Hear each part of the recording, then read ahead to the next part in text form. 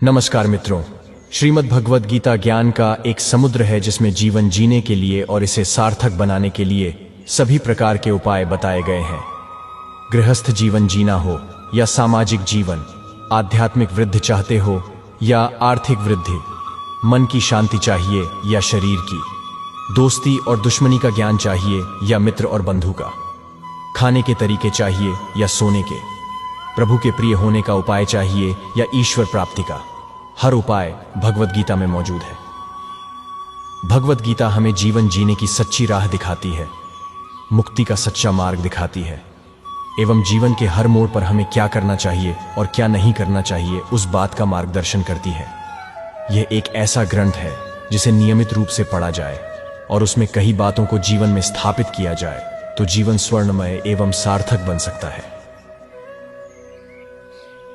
अध्याय 18 भगवद गीता का सबसे बड़ा अध्याय है जिसमें कुल 78 श्लोक हैं।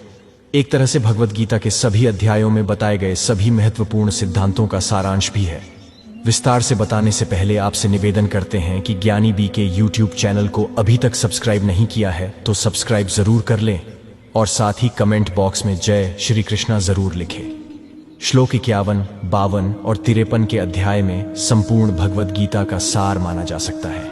इन श्लोक में कहा गया है कि बुद्धि से शुद्ध होकर मन को निश्चय से वश में करके इंद्रिय तृप्ति के विषयों को त्याग कर राग द्वेष से मुक्त होकर एकांत स्थान में रहने वाला व्यक्ति कम खाता है और शरीर और जीव को वश में रखते हुए सदा समाधिस्थ रहता है और अनासक्त होकर मिथ्या अहंकार, बल, अभिमान, काम व क्रोध से रहित होता है। वह भौतिक वस्तुओं के आकर्षण में नहीं पड़ता है तो ऐसा व्यक्ति निश्चित रूप से आत्म साक्षात्कार की स्थिति में होता है। कहने का तात्पर्य यह है कि जब कोई ज्ञान से शुद्ध होता है तो वह स्वयं को सद्गुण से युक्त रखता है। इस प्रकार व्यक्ति का मन पर नियंत्रण हो जाता है और वह नियंत्रक बनकर हमेशा समाधिस्थ रहता है।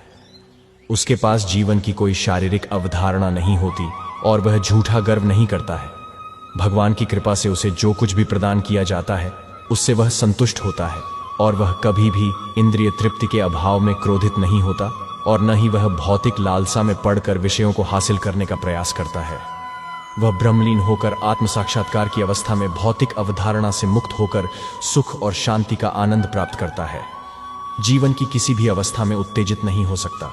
18वें अध्याय में भगवान श्री कृष्ण सर्वोच्च ज्ञान निष्ठ होने की बात करते हैं और इसके लिए सभी तत्वों की व्याख्या करते हैं। उनके अनुसार सर्वोच्च ज्ञान निष्ठ होना अकेले ही आत्मज्ञान की पूर्णता सुनिश्चित कर इसके समक्ष बुद्धि प्राप्त करने में सक्षम है। उन्होंने इस सर्वोच्च ज्ञान निष्ठ होने की व्याख्या में 3 श्लोकों में वर्णन किया है जिसमें वे ज्ञान की बातें करते हैं। साथ ही इस स्तर पर साधक के लिए विशिष्ट ध्यान केंद्रित करने के महत्व को समझाते हैं। इन बातों को हम सांसारिक लोगों को ध्यान में लेना बहुत ही जरूरी है क्योंकि सामान्यतः इन सभी बातों के साथ ही हमारा जीवन चलता है। अध्याय 18 के 51वें, 52वें और 53वें श्लोकों में भगवान श्री कृष्ण कहते हैं, बुद्ध्या विशुद्धया युक्तो धृत्यात्मानं नियम्य च गण शब्दादीन विषयांस् त्यक्त्वा रागद्वेषो व्युदस्यच। श्लोक 51 विविक्त सेवी लघ्वाशी यत्वाक्काय मानसः। ध्यान योग प्रो नित्यम वैराग्यम समुपाश्रितः। श्लोक 52 अहंकारम बलम दर्पम कामम क्रोधम परिग्रहम विमुच्य निर्ममः शांतो ब्रह्म भूयाय कल्पते।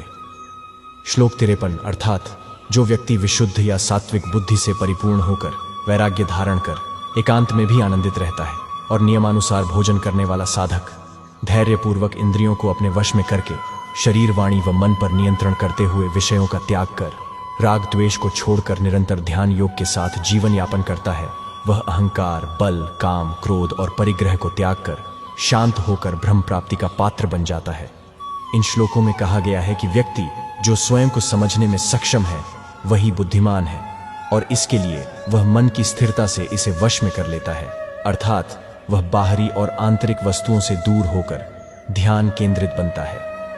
भौतिकता के चलते उत्पन्न प्रेम और घृणा को दूर करने के लिए एकांत का सहारा लेकर बाधाओं से मुक्त रहते हुए संयम पूर्वक न तो बहुत ज्यादा और न ही बहुत कम भोजन करने के साथ साथ वाणी, शरीर और मन को संयमित कर लेता है। सदा ध्यान योग में रहते हुए वह हर चीज के लिए वैराग्य पैदा कर स्वयं के अनुभव करने में सुख पाता है। और ब्रह्मलीन होने की स्थिति को प्राप्त करता है। कहने का मतलब यह है कि सभी बंधनों से मुक्त होकर जो स्वयं का अनुभव करता है वही वास्तव में ब्रह्मलीन हो सकता है। इन श्लोकों में भगवान श्री कृष्ण कहते हैं, साधक की बुद्धि शुद्ध होनी चाहिए। केवल ऐसी शुद्ध बुद्धि ही मन को आध्यात्मिकता में रहने के लिए प्रेरित कर सकती है। आत्मा को प्रतिबिंबित करने के लिए हमेशा बुद्धि की शुद्धि आवश्यक है। दृश्य जगत से अधिक अदृश्य स्रोत ब्रह्म मन और बुद्धि को आकर्षित करता है। इसलिए अपने आप पर पर्याप्त नियंत्रण, शारीरिक और आंतरिक अनुशासन, जो इस ज्ञाननिष्ठ होने का एक महत्वपूर्ण हिस्सा है, इसका होना बहुत महत्वपूर्ण है। इसके लिए इच्छा शक्ति का होना जरूरी है, क्योंकि मन और बुद्धि की तरह इच्छा भी एक आंतरिक घटक है। साधक को ठीक से इसकी पहचान कर लेनी चाहिए और लगन से इसका नियंत्रण करना चाहिए, क्योंकि याचना की कमजोरी या अक्षमता का आध्यात्मिक जीवन में कोई स्थान नहीं है। साथ ही साधक को वस्तुओं के प्रति बहुत अधिक संपर्क से बचना चाहिए, क्योंकि बातचीत तभी जरूरी होती है जब हमारा उद्देश्य बाहरी हो और उसका संबंध आसपास के समाज से हो। केवल ज्ञान प्राप्ति के लिए अनन्य समर्पण के साथ जीवन यापन करने के लिए तैयार व्यक्ति के लिए किसी बाहरी खोज का सवाल कहाँ है। भगवान श्री कृष्ण कहते हैं कि साधक का एकमात्र ध्यान मन और बुद्धि पर होना चाहिए। इच्छा और घृणा जो आमतौर पर मन को वश में कर लेते हैं, उन्हें त्याग देना चाहिए, क्योंकि साधक को इनसे छुटकारा पाकर प्रसन्नता का अनुभव होता है और यह मन को सुंदर, हर्षित और शांत बनाता है। इस तरह अनन्य ज्ञान निष्ठ होने के लिए एकांत स्थान पर जाने से व्यक्ति स्वाभाविक रूप से विविध अंतःक्रियाओं से मुक्त हो जाता है।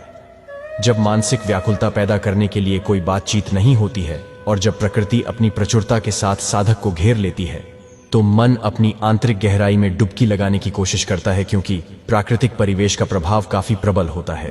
भगवान श्री कृष्ण के कहने के मुताबिक एक कारक जो इस आंतरिक खोज को और सुगम बनाता है वह है वैराग्य।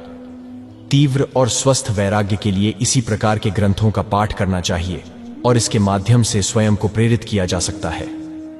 कहने का तात्पर्य यह है कि पहले मन पर वस्तुओं और उनके प्रभाव काम कर रहे थे, लेकिन वैराग्य प्रेरक लेखन और विचारों का अपना प्रभाव होता है।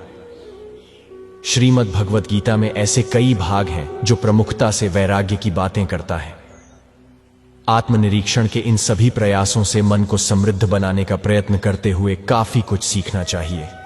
अनन्य ध्यान और एकाकी जीवन का एकमात्र उद्देश्य मन के आंतरिक कक्षों में प्रवेश करना और वहां छिपे सूक्ष्म नकारात्मक लक्षणों की पहचान करना है।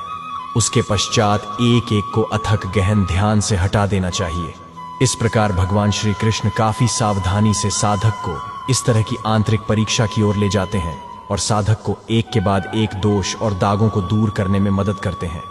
अहंकार एक बहुत ही सूक्ष्म अवधारणा है, जिसे समझने के लिए इस पर गहराई से विचार करना चाहिए। यह मैं की भावना है जिसके चलते लोग कार्य करते हैं और परिणाम स्वरूप आनंद और पीड़ा भोगते हैं।